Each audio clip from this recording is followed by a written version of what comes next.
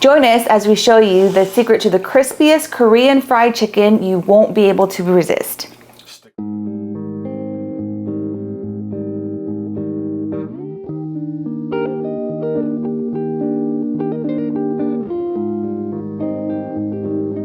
Hi. Hello and welcome. Today we're going to share our take on how to make the ultimate crispy Korean fried chicken that's going to have you going back for thirds. Many home cooks struggle to achieve the perfect crunch and flavor that you find in restaurants. Some recipes require you to do a double fry or a double dip. Double dip. Double dip. We're going to show you how to do this with just one dip. Don't have to do two. All right, Shani, take over. So we're going to talk about the ingredients, what you'll need step-by-step frying, what we do, our technique to ensure the crispiest chicken. The chicken is crispy and juicy. Yes. That's how I talk, backwards, but it's okay. If you love fried chicken, go ahead and hit that like button now because this one's going to be epic. Let's get into it. So for today's Korean chicken and sauce, I'm going to start with our secret sauce, which takes it to the next level. We're talking sweet, garlicky, just a little sticky, like the best wing sauce you've ever had, but better. Sorry, I'm just mouth-watering already. I know, so, I'm hungry, but this is dinner. So this recipe, or this sauce, is what takes this recipe good to great. It's simple ingredients. It adds a little depth of flavor, and the best part is you can customize it to your taste. You get to customize this sauce if you want. You could add a little bit more of this, take away a little bit of that. You can do whatever you need to do to make it your own signature flavor. We're just going to give you the groundwork on how to make a great sauce. So, talking about making it your own, some people do hot sauce. They add sesame seeds and whatever their flavor palette may be. Some like it more sweet, some like it more spicy. We like it kind of on the sweet and savory and garlicky side. Yes. So the way we like to make it and start off is we start with making the sauce. So we'll go over the ingredients for the sauce. It's a lot of sugar. And you could probably use a substitute, but 1 cup of sugar is what you'll need.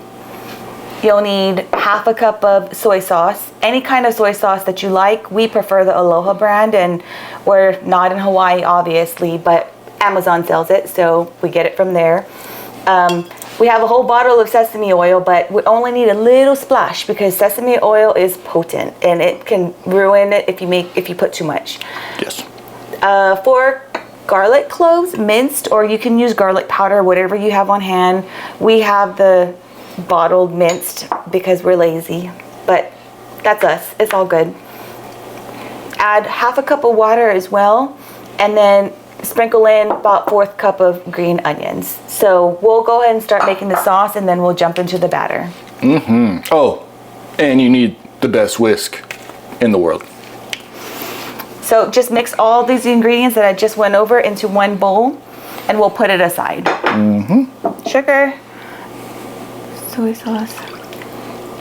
Just pile it up, yeah.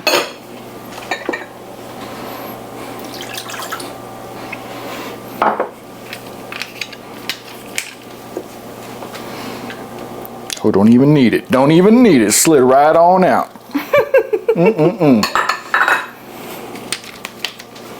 I'll add those after I get this mixed up. Okay.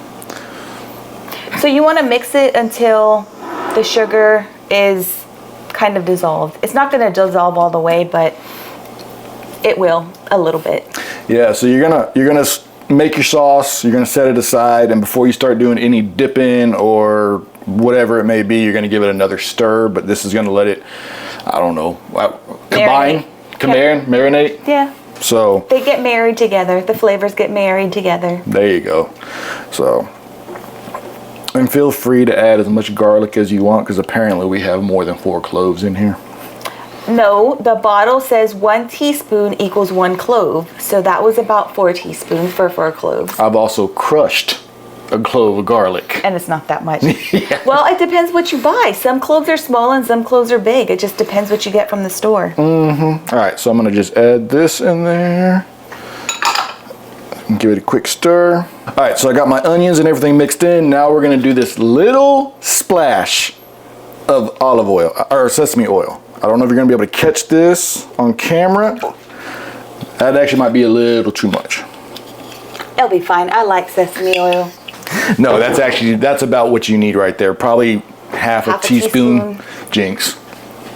Pinch, poke. You owe me a Coke. I thought you couldn't talk if you got jinxed. Oh, I don't know. I'm not a little kid anymore. I don't remember. Bad memory. You just called me a little kid? You're a little kid. Dang. All right, well, okay, so. Set that aside. Set that aside now. Like I said, it's just gonna sit there. We'll give it another stirring before we start dipping, but now we're gonna move on to the batter.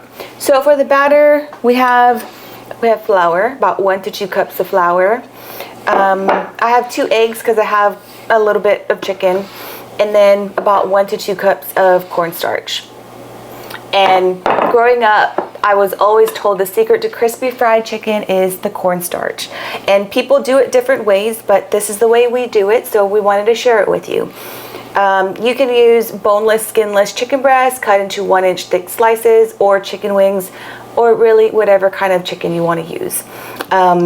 I just have boneless, skinless chicken breast sliced up into about 1-inch thick slices, and this will be enough for our dinner. Maybe a little bit too much, but leftovers won't go to waste. Correct. And the flour and the cornstarch, you're going to use as much as you need. If you're making a lot of chicken, of course, you're going to need more than 1 to 2 cups.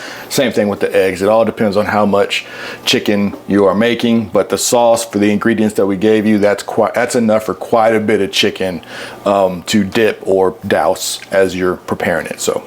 Right, and for this little bit of chicken, I have this much flour and cornstarch. You're probably like, that's a lot, but you want to make sure it's evenly and well coated. You don't want it spotty or anything like that. So we'll go ahead, we'll go ahead and start by breading the chicken. And while we're doing this, we do have the oven on with the oil heating up, regular just vegetable oil in a pan. That's what we use to fry our chicken. That's the way it comes out. Well, okay, we're not going to deviate from the way she made it growing up and the way that she first introduced it to me, because this is like one of my favorite dishes. But anyway, the oil's going. So it's nice and hot when we get ready to put our chicken in there. That's right. So just whisk up the eggs. You want it well combined. Like you're making some scrambled eggs.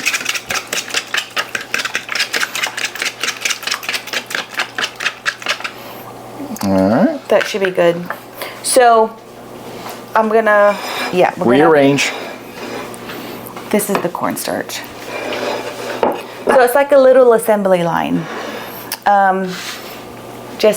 You can wear gloves, use your hands, use tongs, whatever you want to use. I'm just going to use my hands and I'll wash them after. Chicken is kind of patted dry, so, weird piece of chicken, but it's fine. You're just going to start by adding the flour to it. So we'll do flour, and then we'll completely cover it with the egg wash. And you got to flip it a couple of times because it doesn't like to stick to the flour very much. All right, so that's well coated. And your hands will get nice and dirty. Yeah. And then lastly, just completely cover it with cornstarch. Mm-hmm.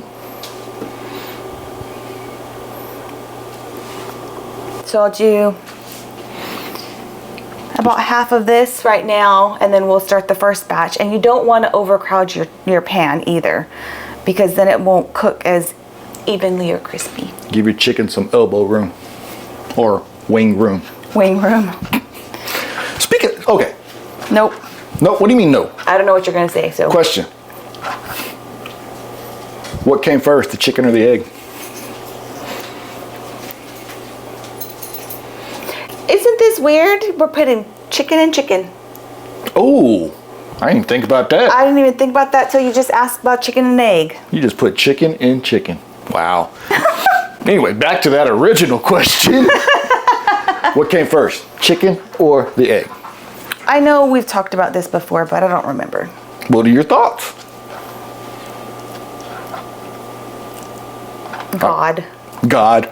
Okay.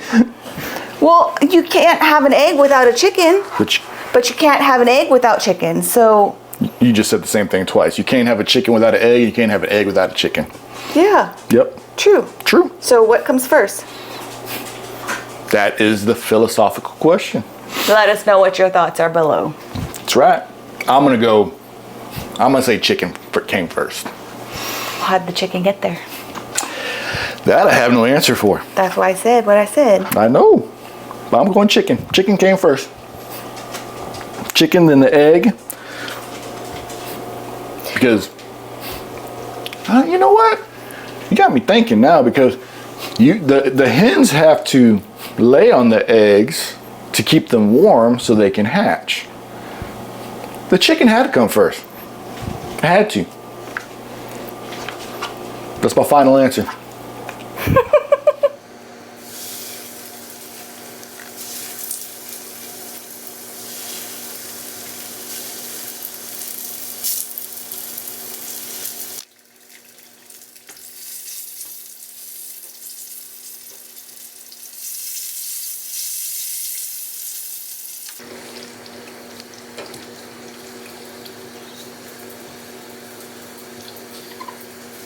The moment of truth, when you pull the chicken out of the frying pan and you see this beautiful golden brown crust. We'll wait for the crunch. All right, so our chicken is done. We've got our broccoli and our rice on our plate. We choose broccoli as our vegetable of choice for this. You don't have to have a vegetable of choice, of course, but never hurts. And then the white rice. So gave this a good stir one last time. Everything seemed to dissolve pretty well. Take that off. I don't know how we're gonna do this, but you dip it in. Well, I know how to do this part. You dip it in there, and then we'll give you this one. My plate? I want some green onions. Yep. That's how you do it. That's how you do it, right there. Okay. This is the part I don't know how we're gonna do. We have to get the crispiness of this chicken. All right, so I'm gonna try to put this next to our mouth so you can hear how crispy this is.